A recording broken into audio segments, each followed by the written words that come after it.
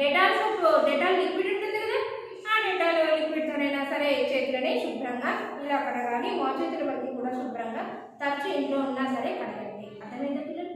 చక్కగా మరి మీ ఆరోగ్యాన్ని కాపాడుకుంటూ మన ఆన్లైన్ ద్వారా పాఠం కూడా శ్రద్ధగా వింటున్నారు, హోంవర్క్స్ చేస్తున్నారు. వెరీ గుడ్, మాకైతే చాలా ఆనందంగా ఉంది.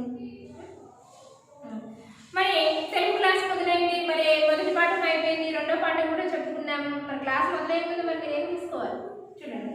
ఉపయోగించవలసిన వస్తువులు, పాఠ్య పుస్తకం, క్లాస్ వర్క్, పెన్సిల్, రబ్బర్ ఇవన్నీ తీసుకొని కూర్చోవాలి.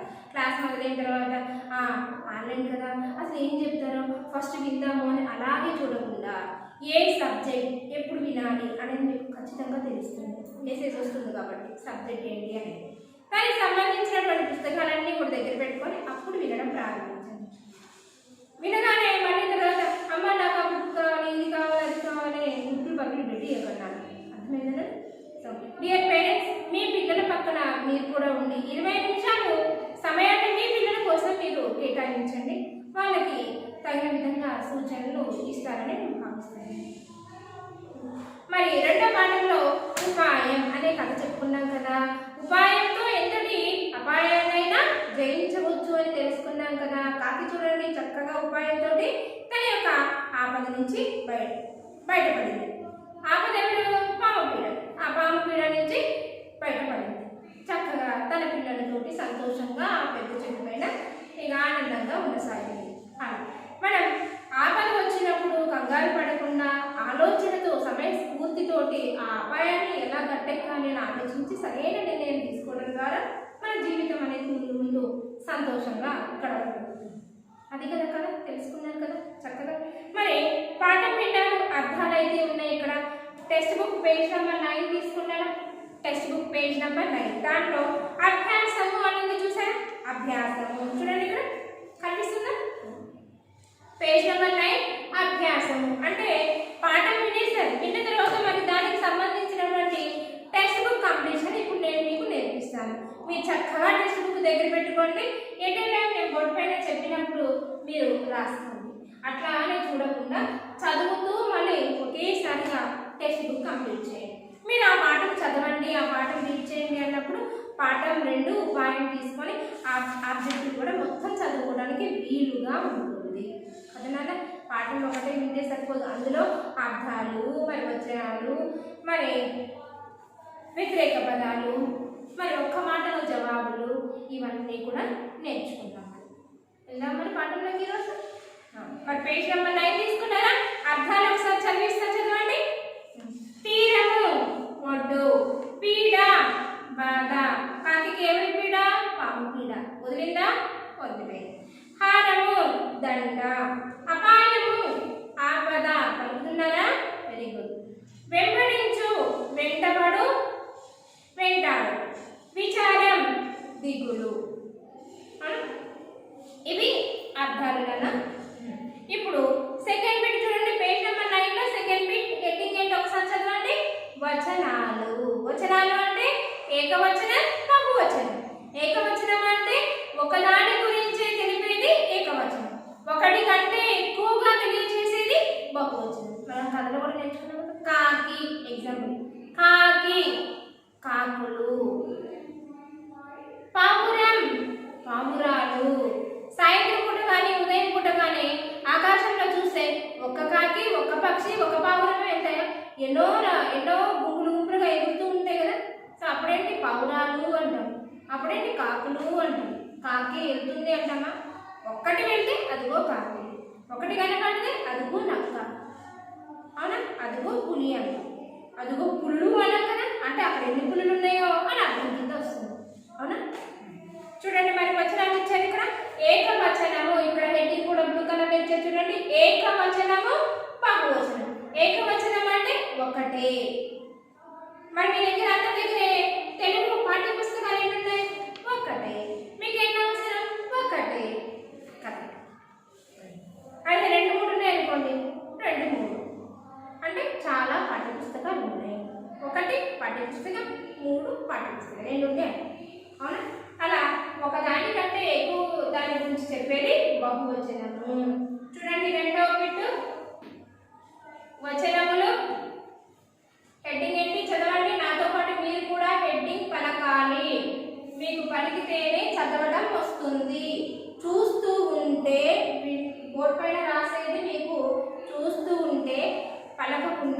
చదవడం రాదు. ఇక్కడ టీచర్ ఏదైతే పదం చెప్పారో మళ్ళీ దాన్ని మీరు రిపీట్ చేయాలి. క్లాస్లో ఉన్నట్లయితే నేను ఇక్కడ పలికిస్తున్నప్పుడు మీరు పలుకుతారు కదా అలా. అర్థమైందా? వచనములు నది ఉంది ఇక్కడ ఏకవచనంలో, ఏకవచనం రాదు. మొదటి ఏముంది? ఏక వచనము. బహు వచనము. మరి ఈ పాఠంలో నుంచి ఏకవచనాలు బహువచనాలు ఏమున్నాయో చూద్దాం. నది, నది మీకు ఆల్రెడీ ఇచ్చేసారు కదా. బహువచనంలో ఏం రాయాలి? చూడండి ఇక్కడ నది ఏకవచనంలో ఇచ్చేసారు కదా. బహువచనంలో మీరు ఏం రాయాలి? ఇక్కడ ఏం చేస్తారు? క్లాస్ వర్క్లో రఫర్ బుక్లో రాయడం కాకుండా ఏం చేయాలి? టెక్స్ట్ బుక్లోనే పెన్సిల్ తీసుకొని రాయాలి. అర్థమైందా? ఈ టెక్స్ట్ బుక్లోనే పేజ్ నెంబర్ 9 ఓపెన్ చేసి ఇక్కడ ఈ ఖాళీలో రాయాలి. ఆన్సర్ రాస్తారు కదా. అర్థమైంది కదా? తీసుకోండి, స్టార్ట్ చేస్తే రాయాలి. బహువచనంలో నది, ఇక్కడే రాయాలి. నదులు, పుణ్య నదులు, గోదావరి, కృష్ణ, తుంగభద్ర ఇవన్నీ ఉన్నాయి కదా. వీటానికి చాలా నదులు ఉన్నాయి కాబట్టి నదులు. ఒక్క నది లేదు మన భారతదేశంలో, అందుకని నదులు అని అంటాం. గూడు, చెట్టు పైన ఏ ఏ పక్షులు గూళ్ళు కడతాయి? చెట్టు పైన ఏ ఏ పక్షులు గూళ్ళని కడతాయి? పావురాలు కట్టుకుంటాయి. మరి పిచ్చుకలు, కాకులు ఇవన్నీ చిన్న చిన్న పక్షులన్నీ కూడా వాటి యొక్క నివాస ప్రాంతాన్ని ఏర్పరుచుకుంటాయి. అదే గూళ్ళు. ఇక్కడ చూడండి, నది నదులు అన్నాం కదా, గూడు గూడులు అనరు. అర్థమైందా? గూళ్ళు. వర్ణమాలలో అలా ఉంది కదా, అలాగే లాగుతాయి. చూడండి, గూళ్ళు. గాకము దీర్ఘము అలా రాయండి. అంత రాసిన కొమ్మివ్వండి. దీనికి అలా గుర్తు రాయండి. అది గూళ్ళు. అర్థమైందా? గూళ్ళు అలా కానీ గూడులు అనరు. అర్థమైంది? నది అంటే నదులు అని అంటాం, గూడు అంటే గూళ్ళు అంటాం కానీ గూడులు అనరు. అది తప్పు. నెక్స్ట్ బహువచనం ఇచ్చేసారు. గుడ్లు. దేని గుడ్లు? కాకి గుడ్లు, బాతు గుడ్లు, పాము గుడ్లు, కాకి. మరి కథలో ఏ గుడ్లు తిన్నది పాము? ఎవరి గుడ్లు తిన్నది? కాకి గుడ్లు తిన్నది. గుడ్లు. కొట్టుకెళ్ళి అమ్మ నేను గుడ్లు తెమ్మంటుందా? ఏ గుడ్లు తెమ్మంటుంది? కోడి గుడ్లు కదా. తెస్తావా? అది కొట్టుకెళ్ళి తెచ్చావా? గుడ్లు అంటావా, గుడ్డి అంటావా? ఎక్కువ కొంటావు కాబట్టి అర డజన్. అర డజన్ అంటే 6, డజన్ అంటే 12. అర డజన్ కొంటావు కాబట్టి గుడ్లు అంటావు. అమ్మండి ఒక గుడ్డు తీసుకురండి, ఒక గుడ్డి తాత అని అడుగుతారు. ఎవరుంటే వాళ్ళని సంబోధిస్తారు కదా. అవునా? ఒకటే తెమ్మంటే గుడ్డు అంటారు, ఎక్కువ తెమ్మంటే గుడ్లు అని అంటారు. అవునా? ఇక్కడ ఏంటి? బహువచనంలో గుడ్లు ఉంది, ఏకవచనంలో ఏం రాయాలి? గుడ్డు. కోడి గుడ్డు గుడ్డు రాస్తున్నారంటే చూడండి, పేజ్ నెంబర్ 9 ఇక్కడే కంప్లీట్ చేసేయండి. భటులు, భటులు. అక్కడ ఒక్కడే భటులు ఉన్నారా? కథలో ఒక్కడే భటులు ఉన్నారా? 2 ఉన్నారు కాబట్టి భటులు అన్నాం కదా. మనకి చిత్రంలో ఇక్కడ 2 చూపించారు, సాధారణంగా 4-5 ఉంటారు. ఒక్కడే లేడు, 2 ఉన్నారు కాబట్టి భటులు అన్నాం. మరి ఏకవచనంలో ఏమనాలి? భటులు. ఏమనాలి? భటులు. అర్థమైతుందా పిల్లలు? అర్థమైతుంది కదా. భటులు, భటులు. నెక్స్ట్ ఇక్కడ రాస్తాం. తర్వాత కాకి, చివరి ఇక్కడ రాస్తాం. కాకి ఏకవచనంలో కాకి, బహువచనంలో కాకులు. చెట్టు మీద కాకులు ఏమని అరుస్తాయి? కాకులు అరుస్తాయి అంటామా, కాకి అరుస్తాయి అంటామా? ఒకటే కాకి ఉంటుంది, కాకులు గుంపులు గుంపులుగా ఉంటాయి కాబట్టి కాకులు అరుస్తున్నాయి అంటాం కదా. కాకి అరుస్తుంది అంటాము. కోడ మీద కాకి అరుస్తుంది అంటే ఒకటే కాకి ఉంటుంది కాబట్టి కాకి అంటాం. చెట్టు మీద కాకులు అంటాం. అర్థమైంది? కాకి, కాకులు. అర్థమైంది? ఏకవచనాన్ని బహువచనం అందరూ టెక్స్ట్ బుక్ కంప్లీట్ చేశారు. ఏకవచనం ఏంటి, బహువచనం ఏంటి అర్థమైంది కదా. మీకు ఎగ్జామినేషన్లో ఏకవచనం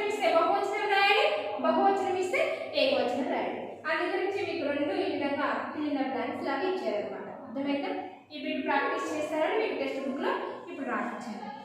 ఒకసారి చదవండి. నది నదులు, గూడు గూళ్ళు, గుడ్డు గుడ్లు, భటుడు భటుడు, కాకి కాకులు. అర్థమైంది?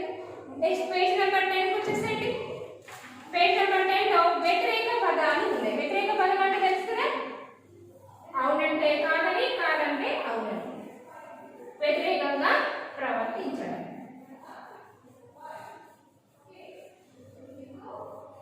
అందరు రాసుకున్నారు కదా ఏకవచనం బహువచనం. మరి ఇప్పుడు పేజ్ నెంబర్ 10, పేజ్ నెంబర్ 10 లోకి వచ్చేసి టెక్స్ట్ బుక్ చూపిస్తా చూడండి. ఇది మీ టెక్స్ట్ బుక్ ఇంతే ఉంది కదా. పేజ్ నెంబర్ 10 తీశారు కదా. ఇక్కడ వ్యతిరేక పదాలు ఉన్నాయి కదా. ఇప్పుడు ఈ బిట్ చెప్తాను, మీరు ఇక్కడ ఆన్సర్స్ రాసేయాలి పెన్సిల్తో. ఫస్ట్ ఇక్కడ మీకు లైన్స్ లేవు కాబట్టి ఇక్కడ లైన్ చేసుకోండి. 4 లైన్స్ చేసుకోండి. 4 5 ఉన్నాయి, 5 లైన్స్ చేసుకోండి. హెడ్డింగ్ ఏముంది ఒకసారి చదవండి. వ్యతిరేక పదాలు కదా హెడ్డింగ్ ఉంది కదా. మొదటిది చూడండి. మీరు చక్కగా ఇంటూ ఉంది కదా, ఇంటూ పక్కన ఇలా లైన్ చేసుకోండి. అప్పుడు వంకర పోకుండా చక్కగా నీట్గా రాయడానికి వస్తుంది. 2 ఉంది కదా, ఇంటూ పక్కన ఇలా లైన్ చేసుకోండి. మీకు ఆల్రెడీ ఇంటూ ఉంది ఇక్కడ, మీరు ఎటువైపు రాయాలి అనేది మీకు ఇట్లా సింబల్ చూపిస్తున్నాను. అర్థమైనా? మళ్ళీ ఇంటూ గీసి మళ్ళీ లైన్ గీయాలి. ఆల్రెడీ టెక్స్ట్ బుక్ లో ఇంటూ ఉంది కదా, ఇక్కడ లైన్ మాత్రమే చేయండి.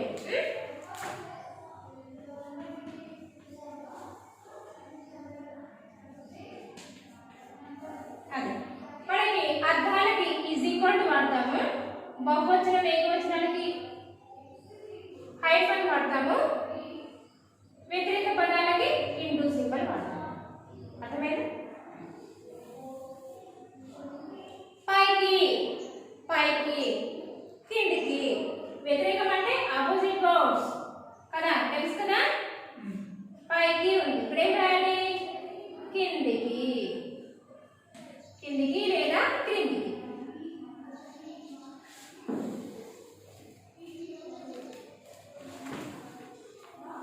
క్రిందికి.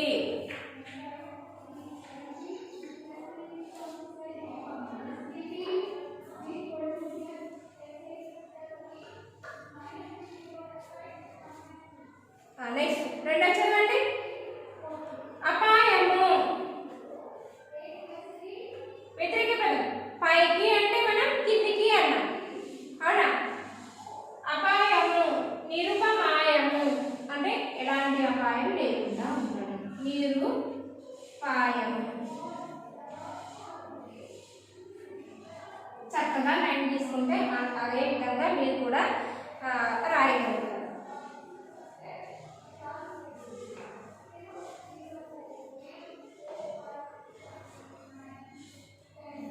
నిరపాయము. అపాయము అంటే నిరపాయము. మూడో చూడండి.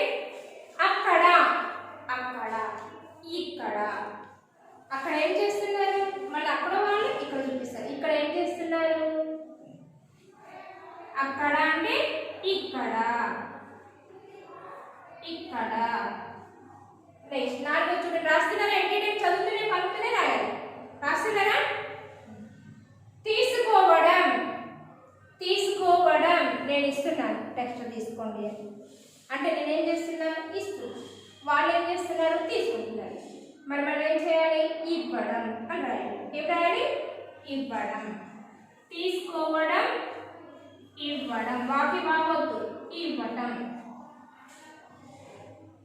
దగ్గర, మైలు ఇక్కడే దగ్గర, మైలు చాలా దూరం. ఇంగ్లీష్లో ఫార్ నియర్, అవునా? వ్యతిరేక పదం నేర్చుకున్నారా? ఫార్ అంటే దూరం, నియర్ దగ్గర. దగ్గర, దూరం.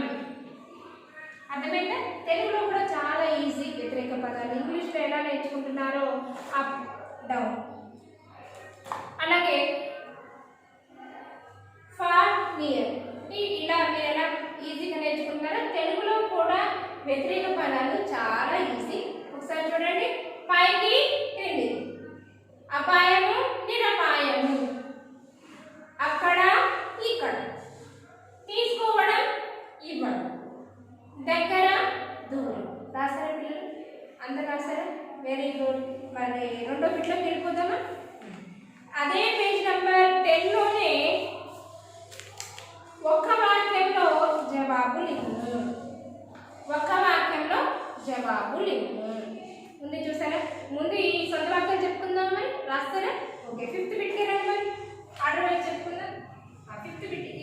రాసుకొని వాళ్ళు ఉంటే రాసుకోండి, నేను అక్కడ 5th బిట్ కంటిన్యూ చేస్తాను. ఎందుకు 5th బిట్? ఇది 4th బిట్ క్వశ్చన్ ఆన్సర్స్ ఎక్కడ రాయాలి? క్లాస్ వర్క్ లో రాయాలి. అందుకని నేను ఇది చెప్పట్లేదు. ఇవి 4 marks question, 3 marks question answers అన్నమాట. మీకు 3 మార్కులు 4 మార్కులకి ఎగ్జామ్ లో వస్తుంది. కాబట్టి ఇది క్లాస్ వర్క్ లో ప్రశ్నలు జవాబులని నేను మీకు పంపిస్తాను. అప్పుడు మీరు చూసి రాసుకోండి. అర్థమైందా? ఇప్పుడు టెక్స్ట్ బుక్ లో రాసి టెక్స్ట్ బుక్ లో రాయండి. సొంత వాక్యం చూడండి. ఒక పదం ఇస్తాను, ఆ పదంతో మనం ఓన్ సెంటెన్స్ అనేది రాయాలి. తీరము. ఇక్కడ కాకి యొక్క గూడు ఎక్కడ ఉంది? కాకి ఎక్కడ నివసిస్తూ ఉండేది? ఒక నది తీరాన, అంటే ఒక నది ఒడ్డున. మరి నీళ్ళు ఎక్కడుంది అంటే ఏం చెప్తారు? పలానా సింబల్, పలానా రామయ్య కొట్టు, లేదా పలానా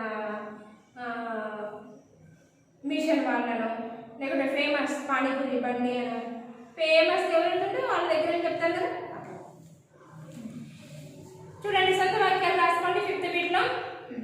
1 ఇక్కడ కింద పదాలు నేర్చుకో. చూడండి, తీరము, ఆహారము, వెంబడించు. ఈ 3 పదాలు అంటే ఒక్కొక్క పదాన్ని ఉపయోగించి ఒక్కొక్క సొంత వాక్యం రాయాలన్న. తీరము అనేది ఈ లైన్ లో చక్కగా ఇట్లా వేసుకోండి. ఈ లైన్ లో చక్కగా 1 చూడండి, జాగ్రత్తగా చూడండి. ఇక్కడ 1 అని వేసుకొని ఈ తీరము రాసి హైఫన్ పెట్టి ఇక్కడ నుంచి స్టార్ట్ చేయండి. నేను బోర్డు పైన రాస్తాను. 3 పదాలు ఉన్నాయి, 3 లైన్స్ ఇచ్చారు. ఒక్కొక్క పదానికి ఒక్కొక్క లైన్ లో రాయాలి. 1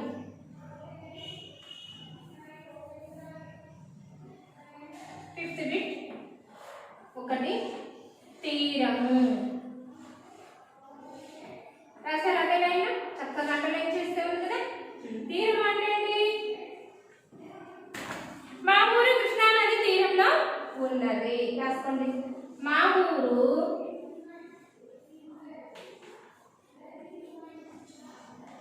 మా అన్నప్పుడు ఫింగర్ స్పేస్ ఇవ్వాలి. ఫింగర్ స్పేస్ పెట్టి చక్కగా నీట్గా గుండ్రంగా రాయాలి. మా ఊరు కాకిరుత్వం షాపు దీర్ఘం అనా కృష్ణా తీరం లో ఉన్నది. మా ఊరు కృష్ణా నది తీరములో ఉన్నది.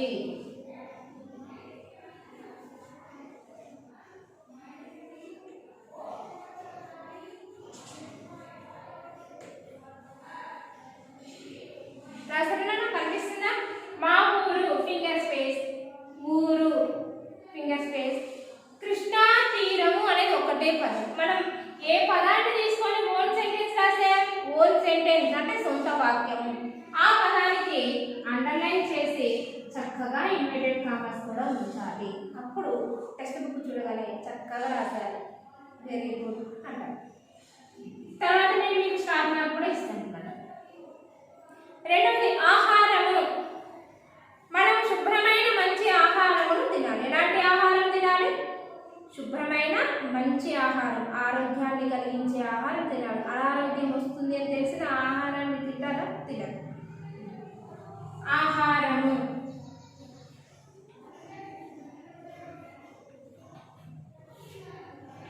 Second line. ఇదంతా ఒకటే లైన్ రాయండి, ఇదంతా కూడా సెకండ్ లైన్ లో రాయండి. అర్థమైందా? మనము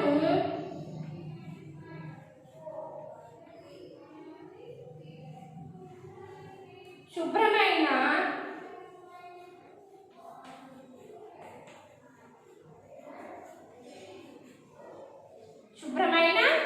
మంచి ఆహారము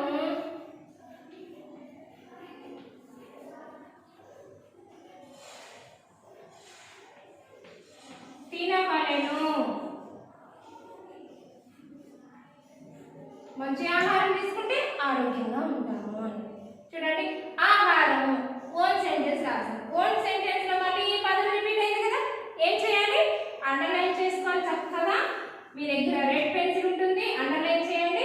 ఇన్వర్టెడ్ కామర్స్ కోలన్స్ ఉంచేసేయండి. చక్కగా ఈ పదంతో మనం ఓన్ సెంటెన్స్ రాసాము అని అర్థం కదా. అర్థమైందా? ఎప్పుడు సొంత వాక్యాలు రాసినా ఈ విధంగానే రాయాలి, గుర్తుపెట్టుకోండి. 3 వెంబడించు. పాఠంలో ఎవరిని వెంబడించారు?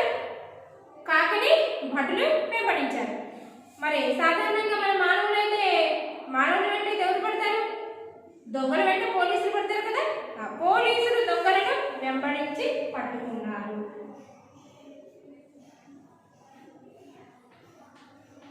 రాస్తున్నా? గుడ్. పోలీసులు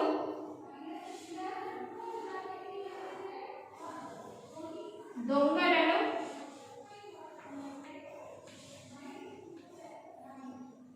వెంబడించి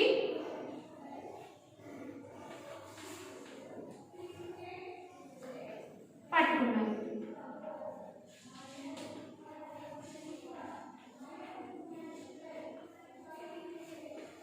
ఏం చేయాలి ఇప్పుడు? మనం ఓన్ సెంటెన్స్ ఏ పదం అయితే రాస్తామో ఆ పదానికి మనం అండర్లైన్ చేసి ఇన్వర్టెడ్ కామాస్ ఉంచాలి. ఈ 3 సొంత వాక్యాలు 3 లైన్స్ లో రాస్తారు కదా. Very good. Right one line రాసుకోండి ఫాస్ట్ గా. ఒకసారి చదివిస్తా, చదవండి.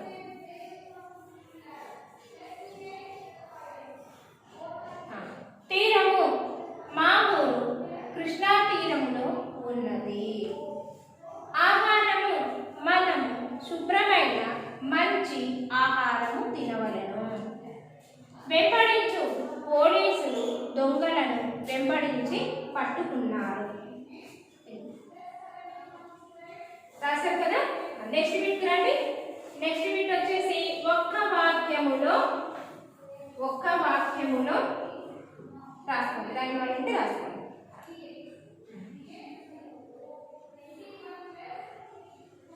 టెక్స్ట్ బుక్ లో వచ్చేసి పేజ్ నెంబర్ 10 లోనే 6th బిట్. 10 లో 6th బిట్ చూడండి. 6th బిట్ అంటే ఆ ప్రశ్నకి ఒకే ఒక్క మాటలో జవాబు రాయాలి. మీకు 2 మార్క్స్ కి ఎగ్జామినేషన్ లో వస్తుంది. పాము దేనిలో ఉండేది? పుట్టలో. 1వ ప్రశ్నకి జవాబు.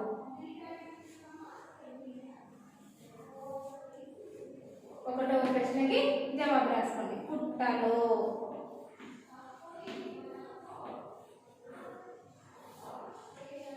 చూడండి, ఆ పుట్టలో అనేది ఎక్కడ రాయాలి? 10th పేజ్ లో 6th బిట్ లో ఇక్కడ పాము దేనిలో ఉండేది. ఇక్కడ జవాబు ఉందిగా, పుట్టలో అని రాశాను. జవాబు వచ్చేసింది. మళ్ళీ రెండో దానికి రండి.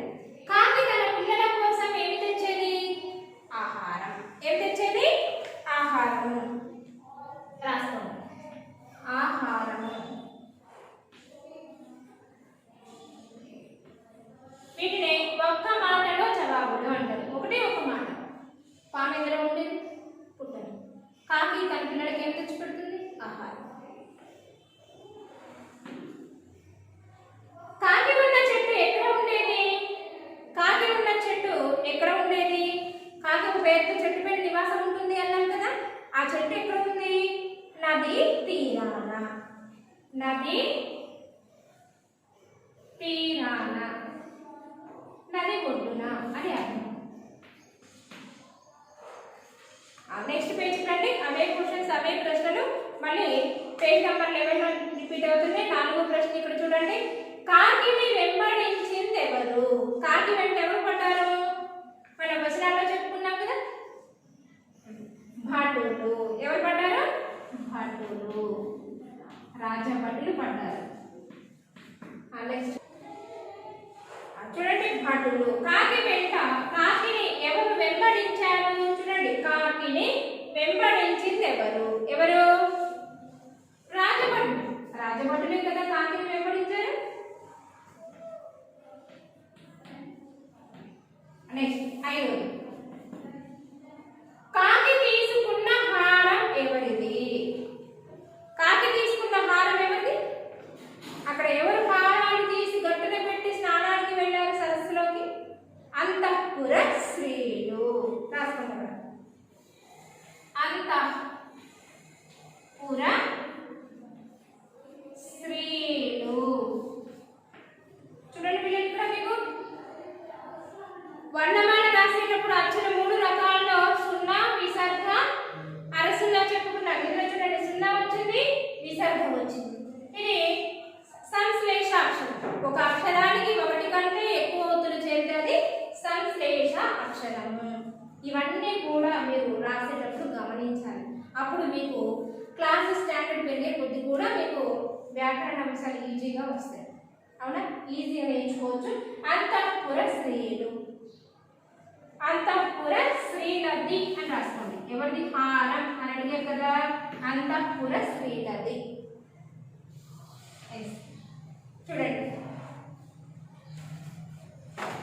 పాము దేనిలో ఉండేది? పుట్టలో. కాకి తన పిల్లలకి ఏమి తెచ్చి ఇచ్చేది? ఆహారము. మరి కాకి ఉన్న చెట్టు ఎక్కడ ఉండేది? ఒక నది తీరాన. కాకిని ఎవరు వెంబడించారు? రాజభటులు. కాకి ఎవరి హారాన్ని తీసుకొని వచ్చింది? అంతఃపుర శ్రీనది. రాశారు కదా ప్రశ్నలకి జవాబులు రాశారు కదా. పేజ్ నెంబర్ 10లో 11లో ఉన్నవి రాశారు కదా. మరి వీటిని చదవండి. నేను ఈరోజు హోంవర్క్ ఇస్తున్నా, రాసుకోండి పక్కన.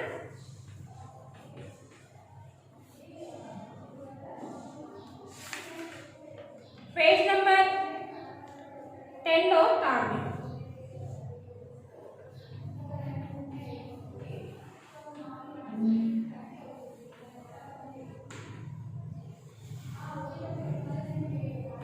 కార్బెట్ ఏ